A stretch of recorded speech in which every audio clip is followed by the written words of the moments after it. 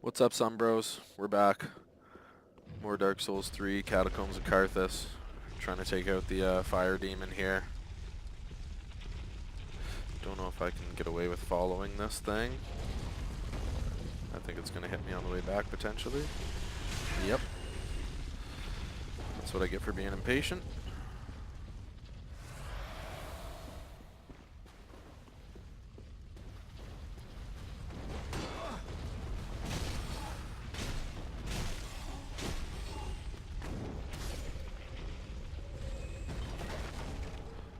Those guys, I mean, unless you stagger them, like stun lock them, so to speak, like I just did, obviously they can be real quick and a pain in the ass. Pretty much from this point forward, like everything up till here has been like Dark Souls light, kind of. Like it's been, there's some challenging stuff, but nothing really that brutal.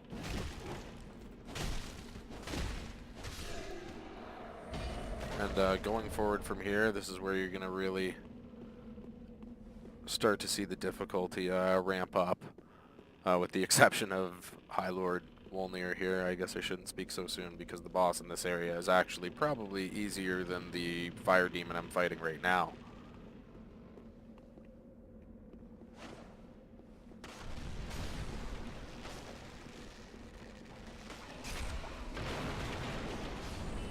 That was close. But yeah, he's definitely the boss of this area, is a pushover. And of course, now that I've said that, he'll probably kick my ass. But we'll see.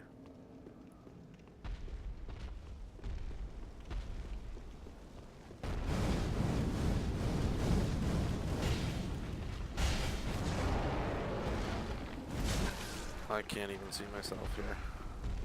Let's get those souls if we can. There we go, heal up real quick.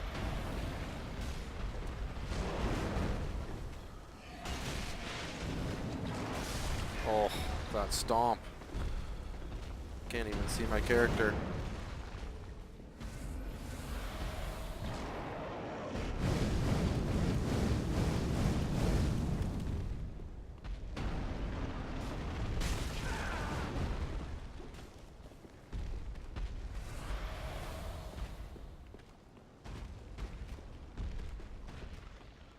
Come down here, bro. Give me a plunge attack on you. Come here.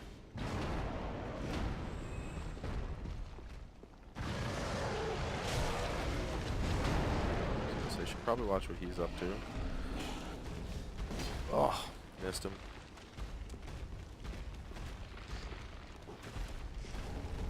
Might as well run around and get the shinies. Ah. Oh!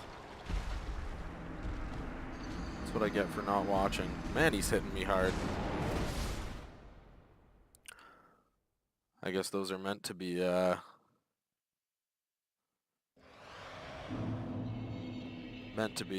one-shot attacks that I'm supposed to be watching for, or putting up my shield rather than sitting there like a scrub and just taking it. So this time we're not going to be impatient. We're going to wait for the ball to run back up, and then we're going to run in front of it as soon as it goes past us here. Like this. Yeah, so running the other way, chasing it, clearly does not give you enough time to, there we go. Clearly does not give you enough time to evade, which is, I'm sure, how it was designed.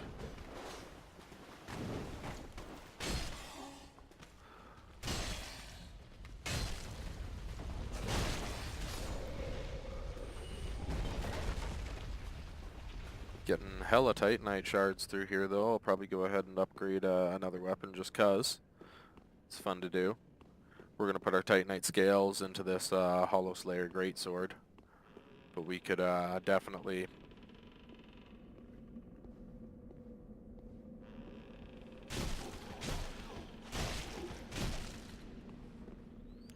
Let's not fall down there ourselves.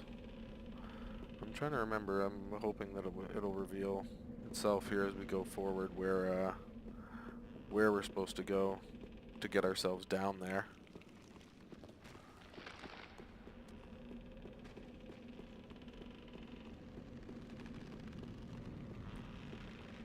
Man, I definitely killed this fire demon on the first time. The first attempt on my last characters. So I'm wondering if it's not just, maybe I had higher fire resist? Again though, we're gonna try and not nub out here and, use our head. That being said,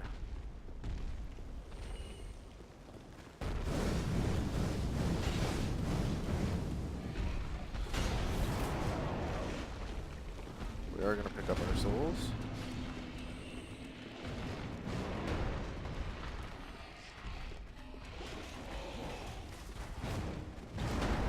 Whoa. Get down here, bro. Help me out with these guys.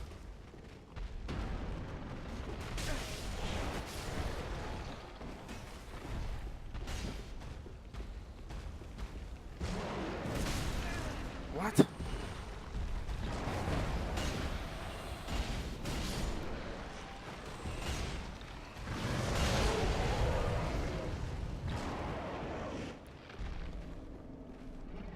Oh boy. Thank you. No, not thank you, bad boy. Stay there.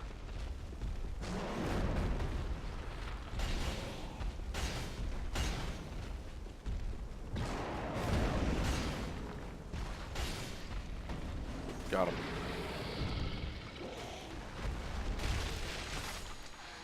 Soul of a demon. Nice. So as you can see, him and the skellies are not buds.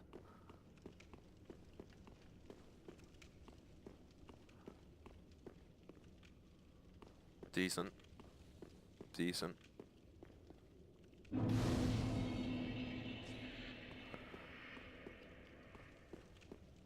sure what this is. It's probably significant. And the witch's ring, yeah, and the old sage's blindfold. So the blindfold's just a headpiece, but the sage's ring, I believe, boosts your spells. Where is it now? Why can't I see this thing now? Witch's ring, yeah, greatly boosts pyromancy. Sorry, not sorceries. Yeah, so if you're a pyromancer, you definitely want that, and the other ring that boosts pyromancy's on. It's definitely going to be. This looks like it leads to the boss. No, Smouldering Lake, right? So I had actually forgotten about this completely, or at least that this area connected to Smouldering Lake. So this is an optional area, which we're going to be doing. But first, I'm gonna head back up and explore the rest of the catacombs here. I'm thinking if I'd rested at that bonfire, it would have had like 20 skellies spawn there.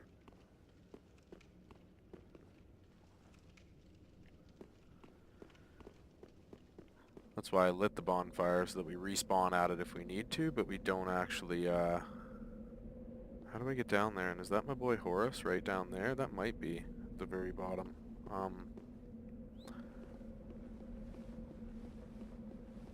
But yeah, it would have reset everything if I'd have rested at that bonfire, and given that I still have 7 Estus flasks at +3, that's a lot of healing. Like, I'm not gonna unnecessarily respawn all the enemies. I am carrying a decent amount of souls at this point. This must be our boss battle here. Yeah. So this will be High Lord Wolnir through here. I guess we might as well get after it right now. He's not terribly difficult. The way he's going to work is that he's going to have bracelets on his arms, and we're going to smash those bracelets apart. And those bracelets are going to weaken him, and once he loses his bracelets, it's basically going to be just a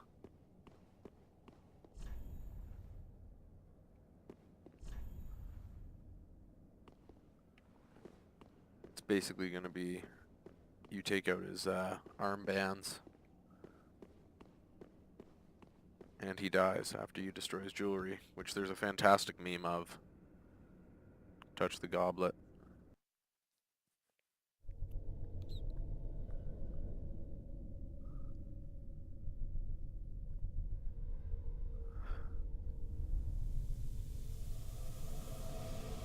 So Wolnir, as you'll be able to see, it'll be complete black and darkness behind him, which is the abyss, and this is what's creeping out now, I believe, as well.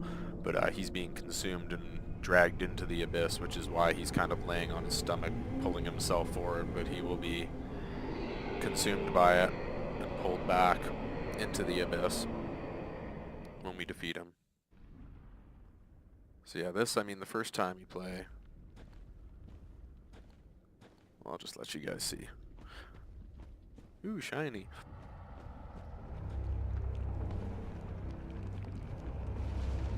And there's the bracelets I was talking about. So we're not going to get hit by that puke that he's throwing down. And we're going to get up and hit the bracelets here when we can.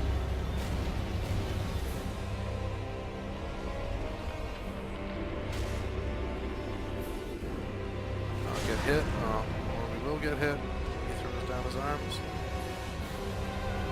We want to basically be waiting for that hit.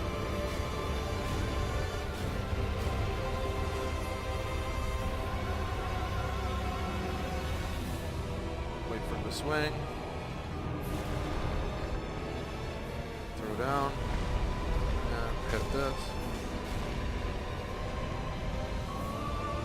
Wait for this to come down.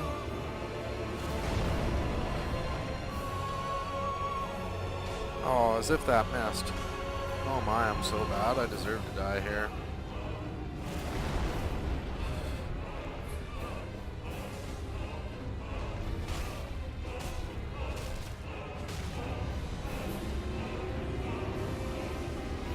Hit by the puke. I believe actually if we let him advance too far, he's just going to end us. Like, yeah, this is the end of the boss arena. I don't think I'm going to be able to take him down now. There's one. There we go, we force him back down, that's right.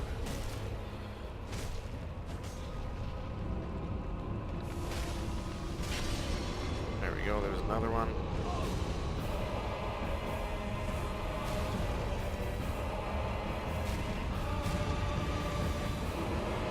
He's gonna swing again. Yeah. Wait for that left, or his right arm, I guess, to come forward.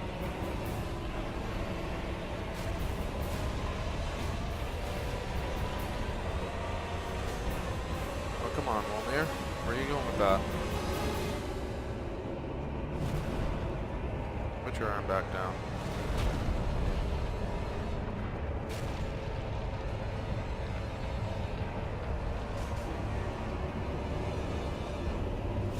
Oh, that hurt.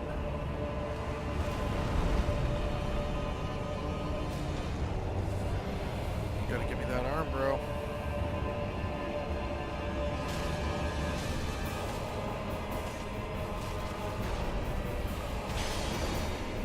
And that's it.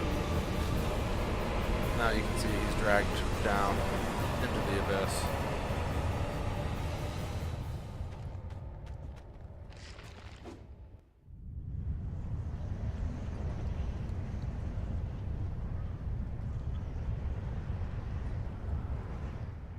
I had forgotten the exact mechanics of that fight. I knew that if you get backed up too far, you're basically pinned against the wall.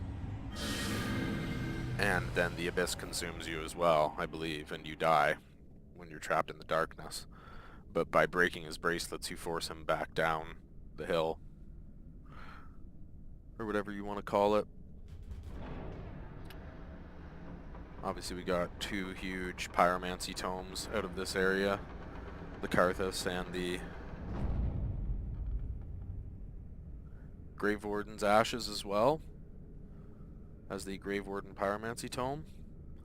So we'll have two Pyromancy Tomes to give our Pyromancer, and we will have Ashes to give our Vendor. And we've got his soul. So we're going to head back now because obviously we've got a good amount of souls, more than I just want to be wandering around with.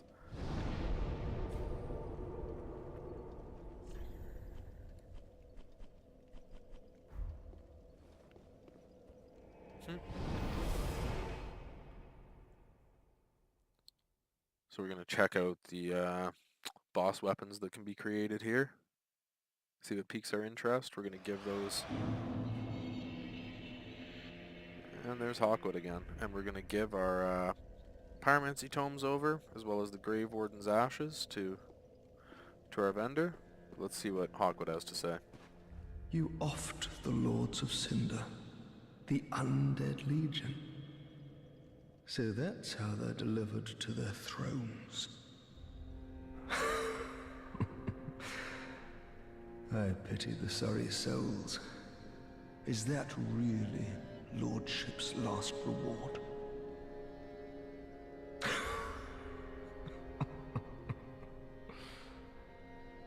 So actually, now that I think of it, now that he says that, we never offered the ashes. No, Yorm. This is, yeah, this one here with all the swords around it, Watchers of the Abyss. So once you fall a Lord of Cinder, you get their cinders, and you offer them to the throne, like so. Now you can see the Abyss Watchers' helmets are in the throne, so we'll be doing the same thing as we take out Yorm and Aldrich, and then the twin princes, Lorien and Lothric. Let's go ahead and offer up the ashes. Ah, well, how may I? Gracious, passing fine ash thou'st given. Let this ash bestow nourishment. I only hope these new wares. So further increasing the amount of things that she can sell. As you see, you can grab the Undead Legion armor after we've defeated that boss. And these item descriptions are, like all item descriptions in this game, they're important. They're going to give you the lore that's required and explain exactly what the wearer of the armor or the user of the item, what relevance it has to the story. So here obviously they acted in the dark, seeking out any sign of the Abyss, fighting a constant war with its abominations. So it is pretty sweet looking armor. We could grab the tower key here and open that up to get our boy Patches, and then I believe we can get Sigurd's armor and throw it down the well to him. I don't know if that's something I'm going to bother with right now. I'm probably going to go ahead and Ashen One, be sure to bring... Probably going to go ahead and just head down to Smouldering Lake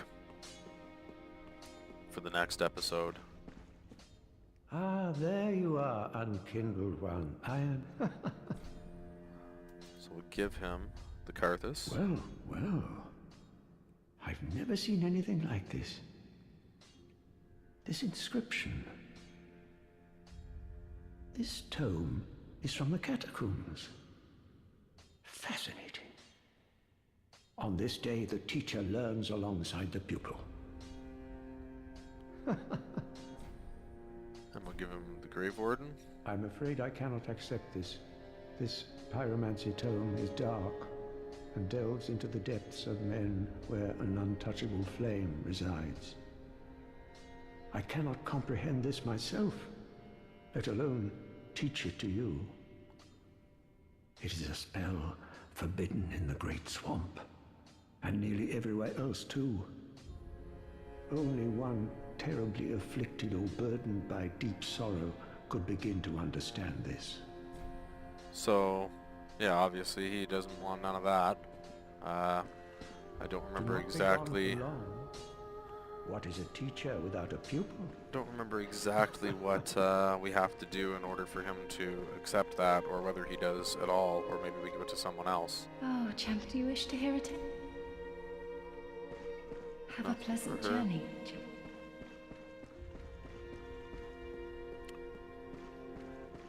Yeah, so we're gonna level up, spend our souls, and we're gonna continue on in the next episode in the Smouldering Lake area there, beneath the Catacombs of Carthus. Until then, we'll see you soon.